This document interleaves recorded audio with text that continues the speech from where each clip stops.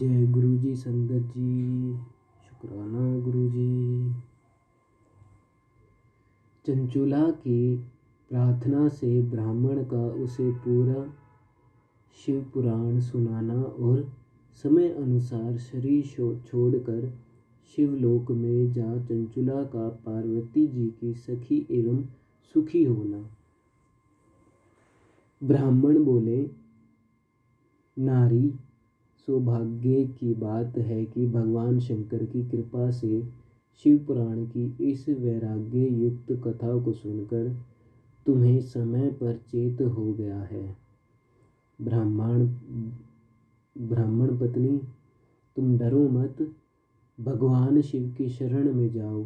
शिव की कृपा से सारा पाप तत्काल नष्ट हो जाता है।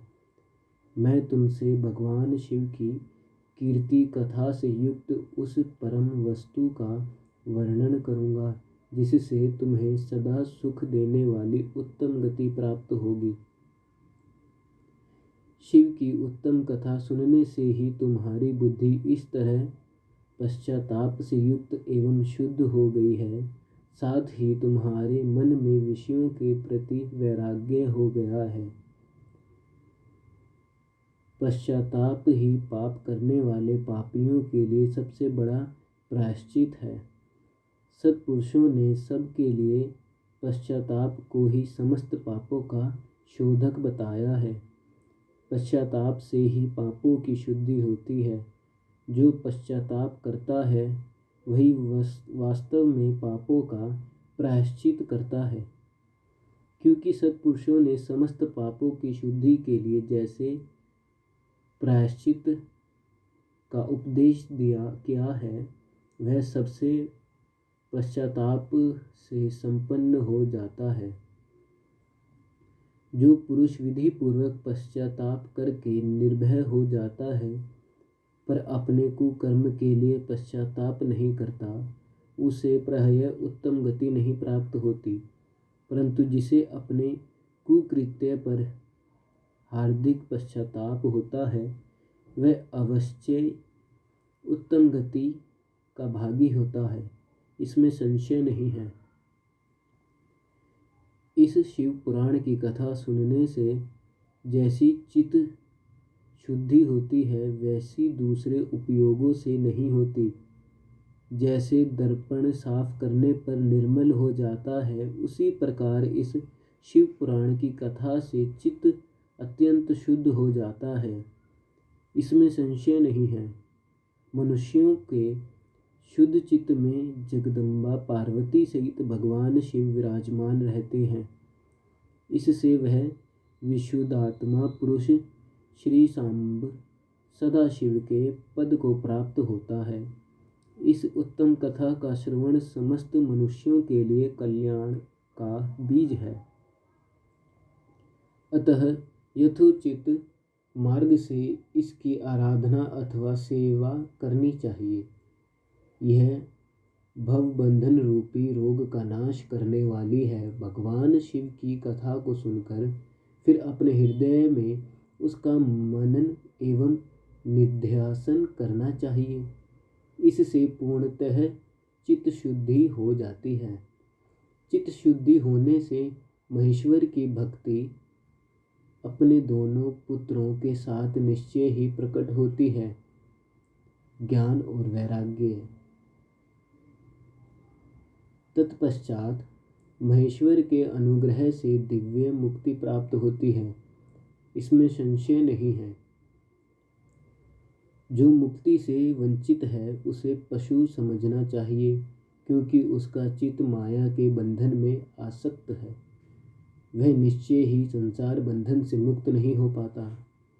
ब्राह्मण पत्नी, इसलिए तुम विषयों से मन को हटा लो और भक्ति भाव से भगवान शंकर की इस परम पावन कथा को सुनो।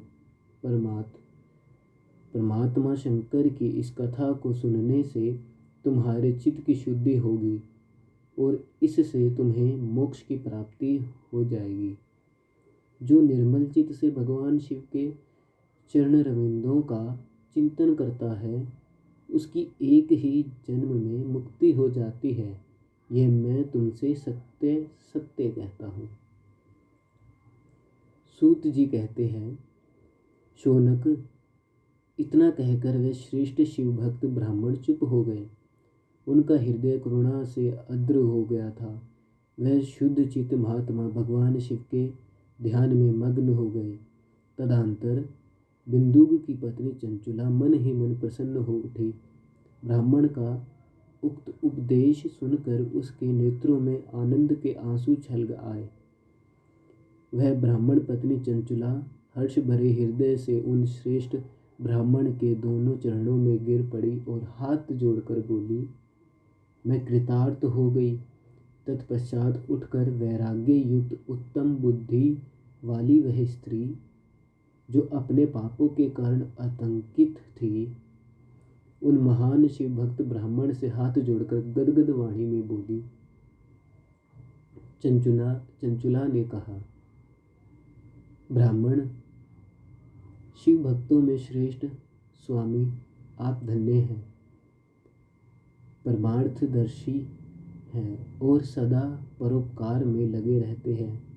इसलिए श्रेष्ठ साधु पुरुषों में प्रशंसा के योग्य हैं।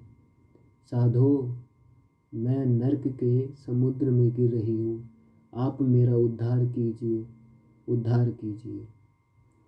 पौराणिक अर्थ तत्व से संपन्न जिस सुंदर शिव पुराण की कथा को सुनकर मेरे मन में संपूर्ण विषयों से वैराग्य उत्पन्न हो गया, उसी इस शिव पुराण को सुनने के लिए इस समय मेरे मन में बड़ी श्रद्धा हो रही है।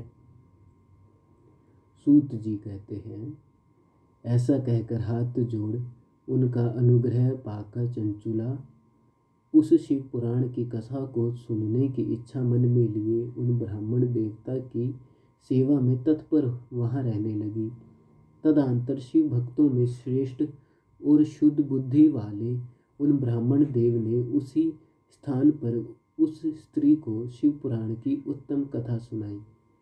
इस प्रकार उस गोकर्ण नामक महाक्षेत्र में उन्हीं श्रेष्ठ ब्राह्मण से उसने शिव पुराण की वह परम उत्तम कथा सुनी, जो भक्ति, ज्ञान और वैराग्य को बढ़ाने वाली तथा मुक्ति देने वाली है। उस परम उत्तम कथा को सुनकर वह ब्राह्मण पत्नी अत्यंत कृतार्थ हो गई। उसका चित्त शीघ्र ही शुद्ध हो गया। फिर भगवान शिव के अनुग्रह से उसके हृदय में शिव के सगुण रूप का चिंतन होने लगा। इस प्रकार उसने भगवान शिव में लगी रहने वाली उत्तम बुद्धि पाकर शिव के सच्चिदानंदमय स्वरूप का बारंबार चिंतन आरंभ किया। तत्पश्चात समय के पूरे होने पर भक्ति, ज्ञान और वैराग्य से युक्त हुई चंचुला ने अपने शरीर को बिना किसी कष्ट के त्याग दिया। इतने में ही त्रिपुर शत्रु भगवान शिव का भेजा हुआ एक दिव्य विमान दूत गति से वहां पहुंचा, जो उनके अपने गणों से संयुक्त और भांति भांति के शोभा साधनों से संपन्न था।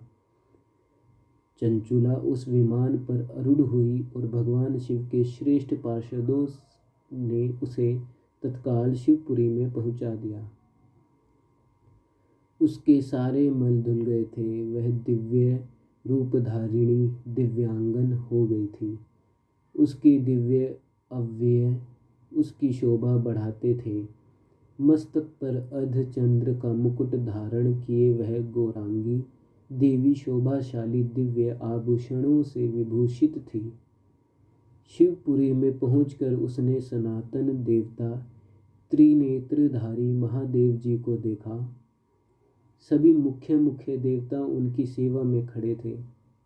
गणेश, भृंगी, नंदीश्वर तथा वीरभद्र आदि उनकी सेवा में उत्तम भक्ति भाव से उपस्थित थे।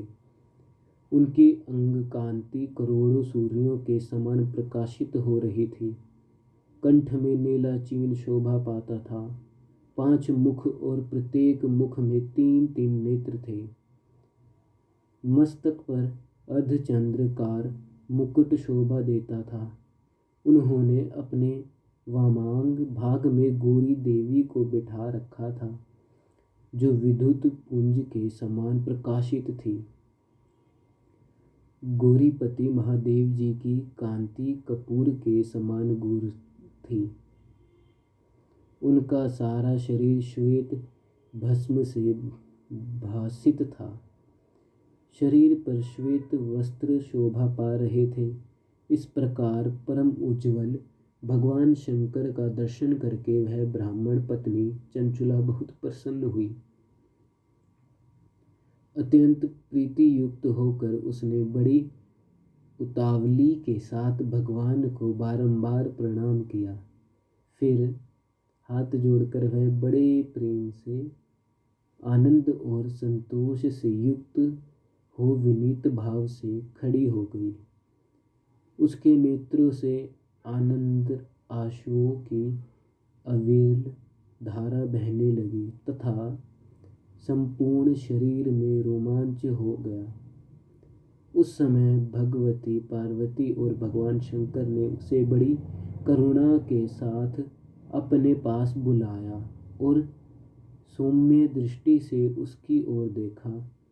पार्वती जी ने तो दिव्य रूप धारिणी बिंदुग प्रिय चंचुला को प्रेम पूर्वक अपनी सखी बना लिया। वह उस परमानंद घन ज्योति स्वरूप सनातन धर्म धाम में अविचल निवास पाकर दिव्य सौख्य से संपन्न हो अक्षय सुख का अनुभव करने लगी। जय गुरु जी, शुक्राना गुरु जी, लख लख शुक्राना गुरु।